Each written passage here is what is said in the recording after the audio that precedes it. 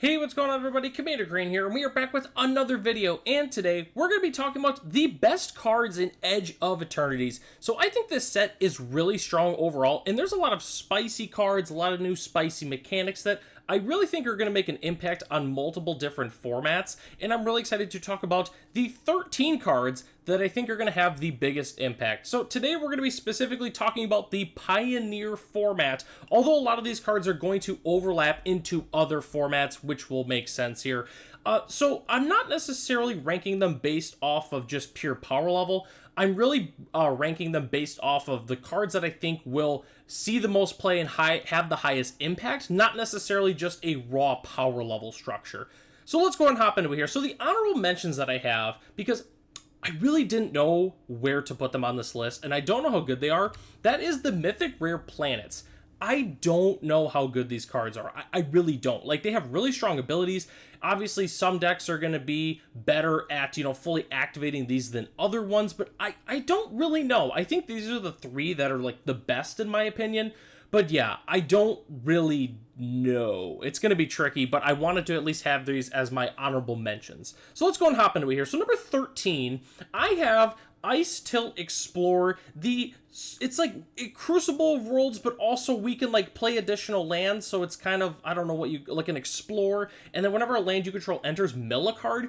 I don't know how good this card is going to be overall in Pioneer, but I really think it could be interesting with a card like Ramunap Excavator, for instance, just because of the fact that with Ramunap Excavator and Ice Tilt Explorer and Crucible Worlds, you can play a whole bunch of lands from your graveyard. Obviously, being able to play additional lands, for instance, with this, as well as the Wayward Swordtooth, I think could be very interesting. So yeah, that's why I've got this at number 13. I don't know how good it's going to be, but I think it could be pretty solid. In number 12, I have Nova Hellkite, my personal favorite card in the set. I don't think it's going to be necessarily like a huge all-star, but I think it's going to be fantastic in Dragon aggro decks. I think Dragon aggro is definitely an archetype that could really take advantage of a card like this. They've never really had a 3-drop Dragon, and this kind of fills that void a little bit. So yeah, Nova Hellkite is number 12. And at number 11, I have Thrumming Hivepool. So Slivers is not exactly like the strongest thing to be doing in this format, obviously. I was really hoping we were going to get a whole bunch of Slivers, and we didn't, surprisingly. We only really got this. I think this was the only Sliver card that we got in the entire set. But being able to play this for really cheap, because we play a whole bunch of cheap Slivers, and then being able to give our Slivers Double Strike and Haste, and then we get 2 Slivers every upkeep, is incredibly strong. So that's why I had to put it at number 11. And at number 10, I have Terminal Velocity, a card that I'm not 100% sure how good it's going to be. Basically like a Through the Breach, but we can also put in an artifact, which is interesting. How good this card's going to be, I don't know, but I mean, cheating out like big, crazy, strong threats like Emrakul the Promised End, as well as like Galta, Stampede Tyrant, I think could both be really good. But yeah, we'll see what happens with this card. It's really good, at least in terms of power level, so we'll see what happens, and that's why I've got it at number 10. And at number 9, I have Lightstall Inquisitor. I think this card's going to be really sweet in Death and Taxes decks. Like, obviously, it's a 1-mana Angel, which that means the Angel decks could really play this if they wanted to, but just having that really good taxing effect, I think is fantastic. There's a whole bunch of different ways that you can blink this in Standard and Pioneer, for instance, with cards like Guardian of Girapur, as well as also the Salvation Swan, or whatever the name of it is. There's a lot of ways you can blink this in the format, and I think it'd be pretty good, and that's why I've got it at number 9. And at number 8, I have Reroute Systems, a card that, at least upon first glance, really doesn't seem all that strong, but being able to have this flexibility where being able to give an artifact or creature indestructible, but also deal 2 damage to a tapped creature is super strong, because sometimes these weird protection spells get stuck in your hand and you really don't have an opportunity to use them, and this can give you that potential opportunity. I think this could be really good in a lot of the Boros Heroic decks, just because, although not being able to give hexproof can sometimes be a huge disadvantage, to exile effects, most of the time, it's going to be damage-based removal and destruction, so it's not really going to matter. But yeah, I think this card's really good, and that's why I've got it at number 8.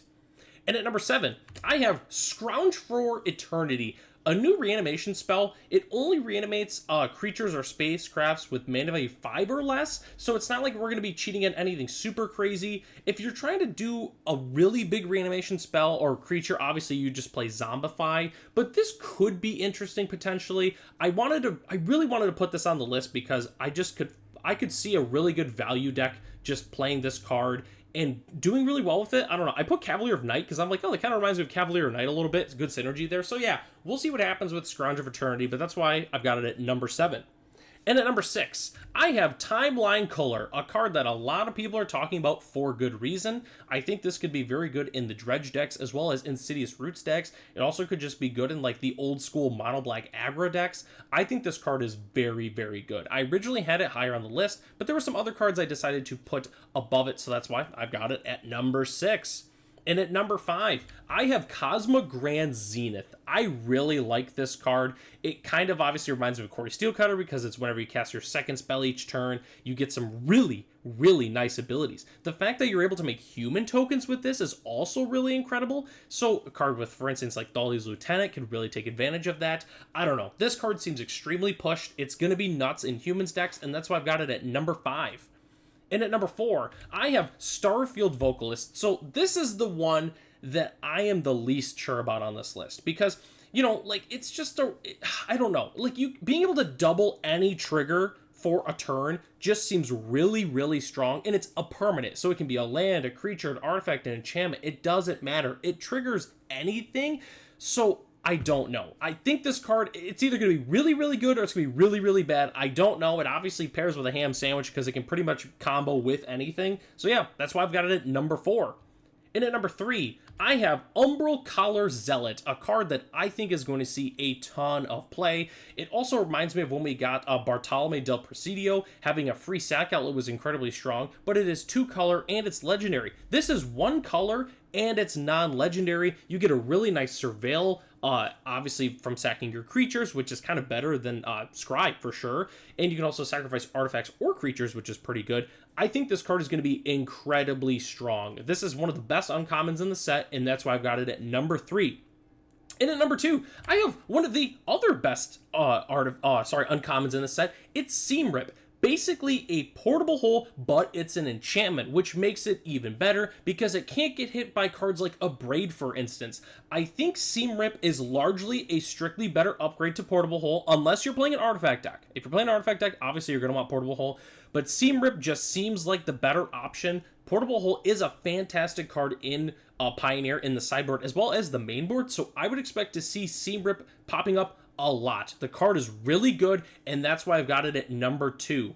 And at number 1, I have Consult the Star Charts. I think this is basically just the new Memory Deluge. I think this card's incredibly strong for blue decks, like whether or not you're playing like a tempo version or you're playing control. I think that this is just, I think it's the best card in the set. I mean, just being able to look at that many cards, you know, especially with control, you're going to have a whole bunch of lands into play. You pay 4 and you put 2 cards in your hand.